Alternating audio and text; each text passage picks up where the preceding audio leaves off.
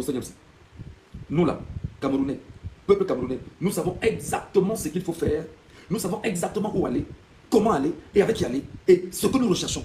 Nous ne pouvons pas laisser une quelconque manipulation au moment où nous parlons là envahir les Camerounais. Non. Michel Ngachou crache sa vérité au professeur Franklin Niamsi après ses multiples sorties contre le général Valsero et contre le professeur Maurice Kamto. Regardez cette vidéo jusqu'à la fin. Au professeur Niamsi, que d'abord nous aimons, que nous respectons, qui pour nous est un déluge, qui pour nous est un modèle, qui pour nous est un acteur plus qu'important pour l'émancipation des peuples africains, y compris au Cameroun.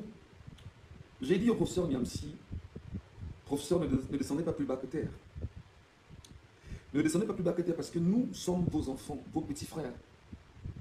Et lorsque nous aussi, au quotidien, pendant des dizaines d'années, on est biberonnés à une éducation, on prend le temps d'observer la société, de lire ce qu'on peut lire, peut-être de ne pas être au même diapason que vous, intellectuellement parlant, je dis même peut-être.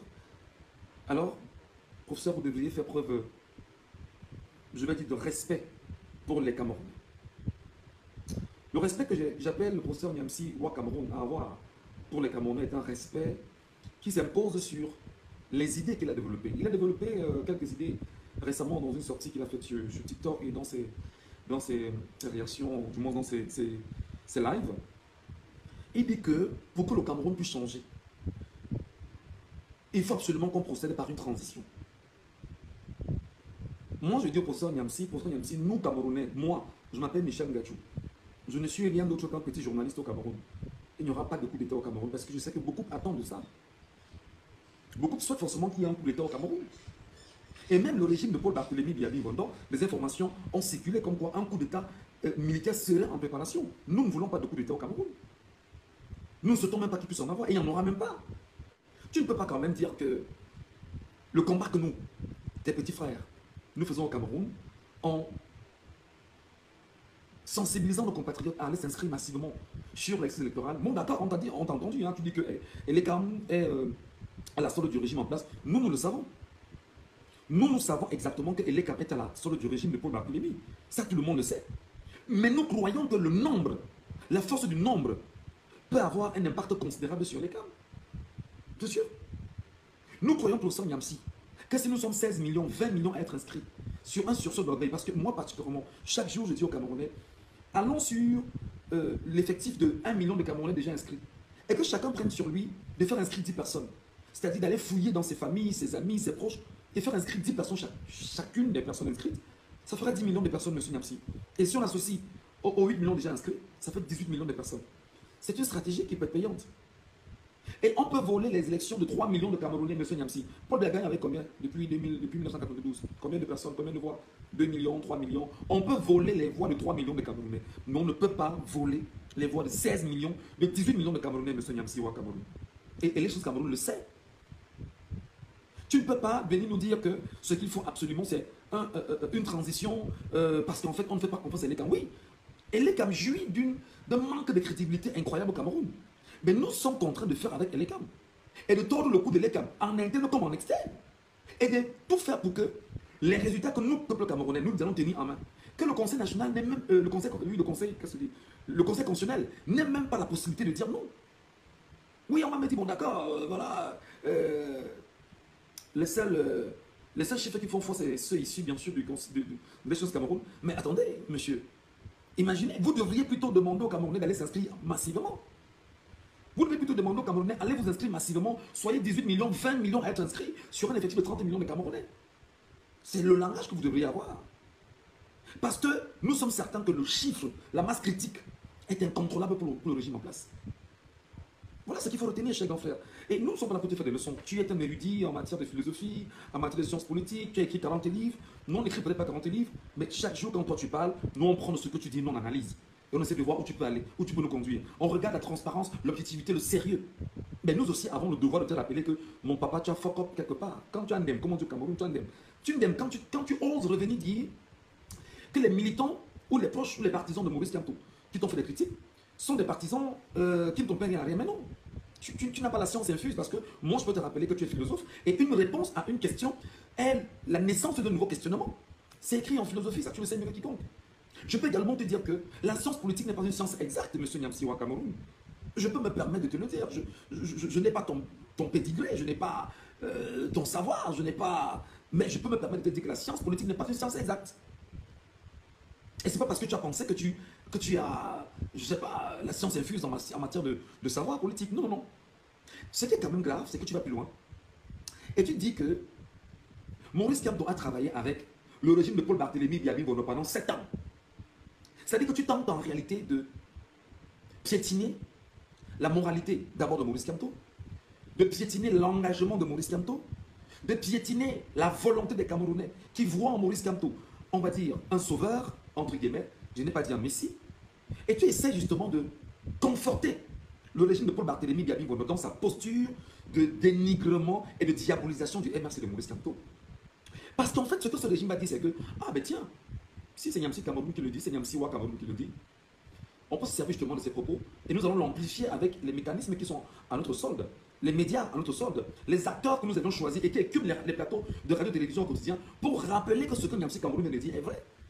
Ben non, tu rappelles donc que Maurice Kamto, le professeur Maurice Kamto, d'ailleurs comme tu l'as très bien appelé ton aîné, le professeur Maurice Kamto a fait 7 ans avec le régime de Paul Barthélémy Biabi-Bono parce qu'il y avait un contrat entre le pouvoir en place et lui-même. C'est pas à moi de te rappeler l'histoire que tu connais mieux que tout le monde. Tu sais très bien qu'il avait un contrat avec l'État du Cameroun pour la récupération de la presqu'île de Bakassi. Tu sais pertinemment que, en tant qu'érudit des droits constitutionnels et qui a un savoir en matière de droit international, des gens comme les Joseph Owona et bon nombre de ceux qui l'entouraient, à l'époque le ministre de la Justice, qui était Amadou Ali, je pense bien, étaient des gars qui avaient des connaissances, mais n'avaient pas des outils pour pouvoir faire plier, je vais dire, le Nigeria à la communauté internationale. Et c'est dans la recherche, effectivement, des acteurs capables de le faire qu'on rappelle qu'il y a un gars qui bosse en France, dans un cabinet en France. Et on va même dans ce cabinet en France parce qu'on cherche absolument à avoir ce cabinet. Arrivé dans ce cabinet, le cabinet dit, mais non, il y a un mec ici qui est spécialiste de ces données-là. Et il est camerounais. Et c'est comme ça qu'on se rend compte qu'il y a un Camerounais qui est là. On va le chercher. Il arrive, il donne ses conditions de travail avec ce qu'il faut donner. Et puis voilà, il accepte. L'État accepte et puis on l'engage. On l'engage, il s'engage effectivement à tout faire pour récupérer la presqu'île de Bakassi. C'est-à-dire c'est un morceau de l'État du Cameroun qui risquait d'entrer dans, qui risquait de rentrer entre les mains du Nigeria. Et c'est normal, je vais dire c'est de bonne guerre parce qu'on est encore dans cette Afrique morcelée, divisée depuis 1884 avec le partage du continent, que voilà, il y a encore des guerres qui existent entre les impérialistes sur le continent africain. Et c'est comme ça qu'il porte le dossier Cameroun. Il ramène le dossier Cameroun au niveau des Nations Unies, défend le dossier Cameroun efficacement et gagne le procès du dossier Cameroun. Le Cameroun, la presqu'île de Bakassi, autant pour moi, conventionnellement, est retrocédée au Cameroun. Et lorsqu'il a fini de faire ce qu'il avait à faire, il a rendu son tablier, il a démissionné. Tu ne peux pas quand même aujourd'hui, cher aîné, cher papa, cher tonton, venir sur les réseaux sociaux, je ne vais pas dire vomir des inepties, mais dire des choses sans être capable de restituer la vérité aux Camerounais. Et dans sa démarche, effectivement, je me permets de dire ça comme ça, pour ne pas entrer dans des choses un peu plus compliquées, pour que le dossier puisse avancer au niveau des Nations Unies, il fallait permanemment qu'il puisse avoir la signature d'Amadou Ali, qui n'était pas toujours présent. Et qu'est-ce que l'État du Cameroun a fait? Il fallait lui donner à lui, Maurice Kamto, comment je vais dire ça, un statut de ministre en réalité, et de portefeuille de ministre. Et il était dans le ministre délégué auprès du ministre de la Justice. Il avait qualité donc à signer certains documents. Parce qu'il était là comme ministre. Il était là pour une mission. Mission accomplie, il a laissé, et puis il est parti. Et lorsqu'il s'en va, il va créer son parti politique avec ses amis, Alain Fougué, et bon nombre d'intellectuels camerounais, même comme beaucoup ont démissionné. Et Alain Fougué qui avait déjà pris là, faut-il le rappeler, le parti politique, et qui est parti sur cette germe-là pour relancer ce qu'on appelle le mouvement pour la renaissance du Cameroun. Nous, on ne peut pas te laisser vraiment, cher grand frère, dire des choses comme ça. Il faut arrêter ça. Bon, on m'a dit que ben non, on soutient Maurice Kamto et tout ça à la fois. Et que, oui, moi particulièrement, je parle de moi. Hein. Je suis journaliste camerounais et je suis citoyen camerounais. Je vois en Maurice Kamto une chance pour le Cameroun. Je m'appelle Michel Ngachou. Je vois en Maurice Kamto une chance pour le Cameroun. Qu'importe le niveau de diabolisation qu'on porte contre lui au Cameroun. Je vois en lui une chance pour le Cameroun, sur la base de toutes les observations scientifiques faites aujourd'hui. Peut-être sur le point de vue politique, qui effectivement ne saurait être une science exacte, mais là, pendant qu'on y est, on regarde le pédigré, la démarche de Maurice Kamto. Que nous ne pouvons pas te laisser saboter comme étant un gars qui, parce qu'il aurait travaillé dans le système, n'a pas une consistance, mon cher ami, mon cher grand frère. Est-ce que tu peux me donner le nom d'un seul politique camerounais en ce moment, capable de fédérer tout le peuple camerounais à sa cause, si ce n'est pas Maurice Kamto? D'accord, tu peux critiquer le français que je parle, parce que, bon voilà, tu as entendu tout à l'heure, critiquer le fait que Valsero ait écrit ne tourne pas autour du pot, P-A-U, P-E-A-U-X, quelque chose comme ça, et que tu estimais qu'il aurait dû dire pot, P-O-T-S, mon grand, toi-même tu l'as mentionné. C'est une langue de travail, c'est pas une langue camerounaise. C'est une langue importée et imposée, inscrite ou inscrite dans les accords de la colonie, parmi les 11 accords. C'est-à-dire que c'est une langue du déracinement, de la déculture, c'est-à-dire qui nous désosse de notre culture en réalité. Tu ne vas pas jouer à ce jeu, grand frère. Parce que tes petits frères qui sont là, non, on te regarde. Non, on te regarde, on t'écoute, on te dit, ben non, fais attention. Fais très attention. Et ne fais pas que tes petits frères comme nous, que nous puissions te critiquer. Parce que nous, on t'aime. Hein. Moi, particulièrement, non, moi, j'ai un amour fou pour le travail que tu fais. Ça, sincèrement, moi, je te respecte pour ce que tu fais. Moi, je ne loupe pas une de tes capsules. Je prends le temps d'aller tout le temps checker, voilà, prendre ce que tu as dit, analyser, essayer d'observer. Et là, je te dis, tu as une mémoire d'éléphant. Tu as ce qu'on appelle une matière noire, pas une matière grise. C'est-à-dire que c'est immense ce que tu as dans la tête. Et les dates, les faits, l'histoire, nous on est content quand on t'écoute, nous on apprend. Mais si tu nous désorientes, et parce que nous sommes très éveillés, nous on te rappelle que quand on fait là je suis en train de désorienter. Je sais qu'on va dire que je parle avec, je vais dire, les propos d'un convaincu, ou d'un fidèle, ou d'un, comment je vais dire ça, ou d'un partisan. Non, je parle avec le narratif d'un Camerounais qui est convaincu que le changement au Cameroun, c'est par les urnes et dans la paix, à une condition que nous ayons la masse critique des Camerounais inscrits sur les listes électorales. Ça, c'est ma propre conviction.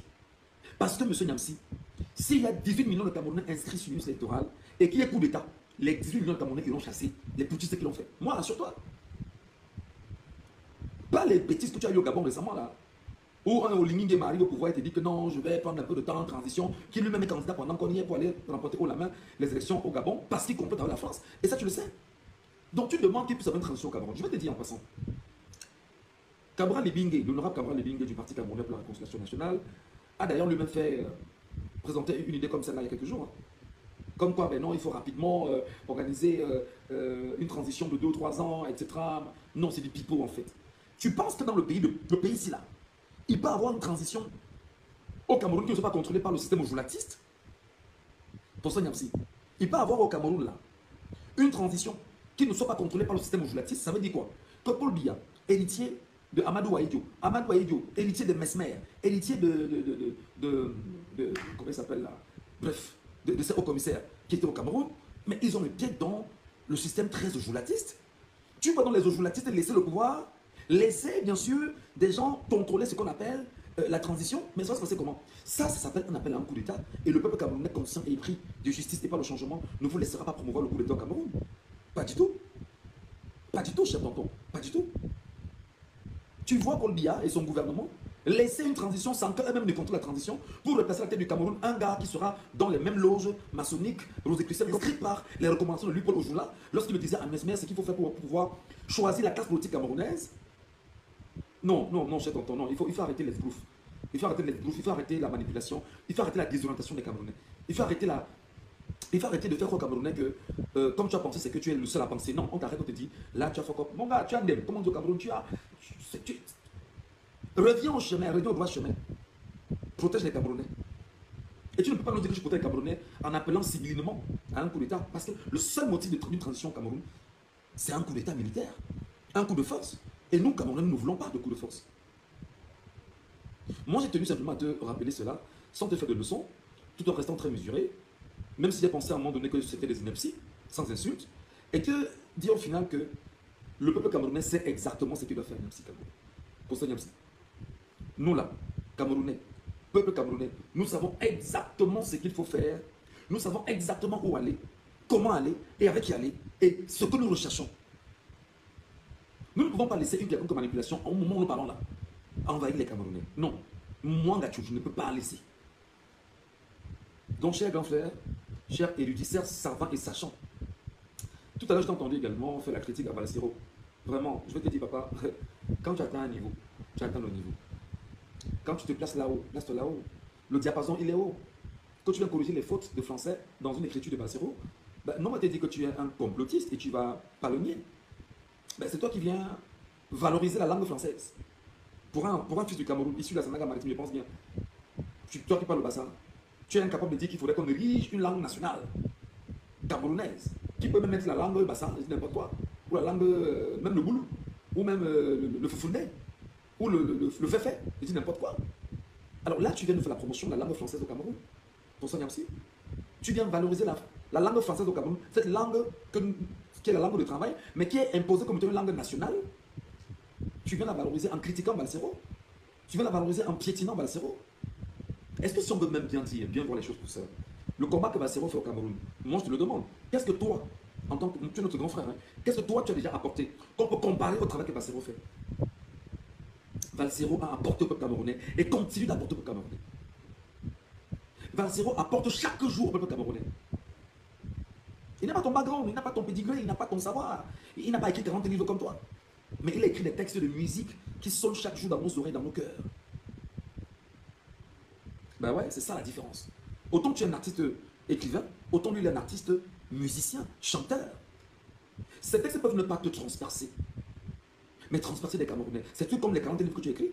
D'autres peuvent critiquer tes livres, mais d'autres trouvent que c'est intéressant. Si tu estimes que Balsero ne vaut rien et ne fout rien, et est un partisan vraiment qui ne vaut rien, ben on te rappellera fondamentalement que tu risques d'être un professeur ou un sachant ou un savant ou un érudit qui ne reflète aucune consistance pour les Camerounais. Et pour le Cameroun qui est ton pays, où tu es sorti. Il faut justement qu'on remette les pendules à l'heure pour ça, Niamsi. On ne touche pas à Balsero. On ne touche pas à Balsero. Non, non, non, non, non. On ne touche pas à Balsero. Parce que ce que ce gars a consenti comme sacrifice au Cameroun, je ne suis pas sûr que tu pourras faire une prison de Konengi au Cameroun pour ça, Niamsi, au Cameroun. Je ne suis pas sûr que toi, tu pourras faire un mois dans une prison au Cameroun. D'ailleurs, récemment, tu es inquiété en France comme tu es inquiété. Tout le monde sort, dit bon d'accord, il faut qu'on soutienne Niamsi et tout. Nous-mêmes, nous disons qu'il faut qu'on te soutienne. Mais c'est celui que nous soutenons pour le narratif de la vérité qui nous renvoie au quotidien, qui est en même temps le bourreau, bien sûr, d'un peuple. Alors, on te rappellera que tu es probablement ce que nous disait Fétiche de Guerre récemment, un collabo. Probablement. Hein. Je dis encore que on le dit comme ça, on n'a peut-être pas de preuves, mais tu nous laisses croire que Fétiche de Guerre a raison de t'appeler un collabo. Pourtant, nous avons attaqué Fétiche de Guerre ici, on l'a insulté ici pendant des mois pour dire fais attention, on ne touche pas Niamsi au Cameroun. Mais aujourd'hui, tu nous démontres que Fétiche de Guerre a raison sur toi. Pour ça, Niamsi, je ne suis pas un érudit, je ne suis pas un savant, je ne suis pas un sachant. Je ne suis qu'un pauvre petit citoyen camerounais, vivant au Cameroun, à Douala précisément. Je ne suis qu'un petit journaliste de formation, animateur de radio et de télévision, organisateur événementiel, aujourd'hui citoyen pour la liberté et l'indépendance du Cameroun. Tu ne peux pas laisser des gens qui ont piétiné. Va sur mes pages là, tu vas sur ma page, tu vas voir, j'ai partagé plusieurs de tes capsules. Sur cette page. Tu verras tes capsules partagées là. Je ne compte pas ce que je partage aux gens eBay. J'envoie ici, j'envoie là-bas, écoute le professeur, écoute ce qu'il est en train de me dire. Mais c'est toi aujourd'hui qui veux te mettre le peuple camerounais à dos. Non, on va te dire que non, on va monter sur ton dos, on ne te lâchera pas. Non, on ne te lâchera même pas pour ça, Niamsi. Si tu veux, chante pendant, fais 250 lives et dis que les Camerounais t'en veulent parce que tu as aspect Maurice Kamto. On ne touche pas à Maurice Kamto, mon frère. On ne touche pas à Maurice Kamto, papa. Non. Non, on ne touche pas à Maurice Kamto, man. Le mec a fait 9 mois de prison ici pour nous, là, on a vu ça. Le mec est diabolisé 24 sur 24 par le régime de Paul Barthélémy Gabi-Mondo. Nous, on voit ça. Le mec est attaqué de part et d'autre. Nous, on sent ça au quotidien. Et on sait qu'on ne peut pas jeter des cailloux sur un arbre qui ne porte pas les fruits. Et c'est le fruit de cet arbre-là que nous on veut. C'est la sève-là que nous voulons. C'est la semence de cet arbre fruitier que nous voulons cultiver pour des générations et des générations. Donc, tu ne peux pas t'amuser avec l'arbre fruitier le plus intéressant pour les Camerounais. Et que l'on te laisse faire. Et qu'on te dise, ah non, tu as raison. Non, professeur. Arrête tes sornettes. Arrête tes inepties. Quel que soit le niveau d'intelligence que tu peux avoir, arrête ça tout de suite. Parce que ce sont les propres Camerounais, tes propres frères, qui vont te rappeler que on est dans un combat collectif. Et tu veux verser le sable dans le tapioca pour que les gens ne puissent manger. C'est-à-dire que manger, c'est-à-dire que le tapioca, en fait, ce sont les idées. Hein. Je veux bien préciser. Le tapioca, ce sont les idées. Les idées justement de changement, de révolution, d'engagement, de transformation, tordre le cou à un régime, et bien sûr chasser la France au Cameroun. Ça, c'est moi mon vœu. Moi, Michel Gadjou, c'est mon vœu. Et tu ne peux pas faire que pendant que nous cheminons sur cette trajectoire, c'est toi qui nous dis que non, ne fais plus ça, comme ça. Non, non, non. Il y a un regard collectif. Il y a un regard collectif des Camerounais qui savent exactement ce qu'ils veulent, où ils vont, comment ils vont et avec qui ils vont. Tu viens de conforter le régime de Paul Barthélémy Gabi-Mondo dans ton discours. Tu viens de lui dire là qu'il a raison. Tu viens justement de lui donner la matière. Parce que ce dimanche, ou cette semaine, dans les radios-télévisions, qui à 99% sont à la solde du régime, en dehors des radios confessionnelles, qui même d'ailleurs elles aussi le sont, alors ils vont renforcer ton narratif. Et comment c'est que le même régime s'est arrangé à ne pas permettre que le peuple camerounais soit un peu plus conscient, un peu plus de savants et de sachants comme toi, capable d'analyser, alors ils vont boire ce que le régime va mettre à leur disposition, ils seront manipulés et désorientés. Et là, tu auras été la cause. Il faut qu'on te dise la vérité, grand frère. Donc arrête ton cycle, arrête ton cinéma, arrête ce dans quoi tu es entré. Arrête. Arrête ça tout de suite, monsieur Niamsi. Tout de suite, arrête ça. Tout de suite, il faut arrêter. C'est ce que j'avais à te dire en tant que petit frère, en tant qu'apprenant, en tant que citoyen camerounais, en tant qu'amoureux de l'indépendance du Cameroun, en tant que citoyen considéré comme esclave au Cameroun, qui est déterminé à rappeler que l'esclave, qui n'est pas capable d'assumer sa révolte, ne mérite pas que l'on s'apitoie sur son sort. Et ça, tu le sais mieux que quiconque pour au Cameroun. Cet esclave répondra de son malheur. Et là, je m'adresse à toi. Si c'est fait des illusions sur la condescendance suspecte d'un maître qui prétend la franchir, moi, je peux donc dire que dans ce que tu as dit, en appelant à une transition,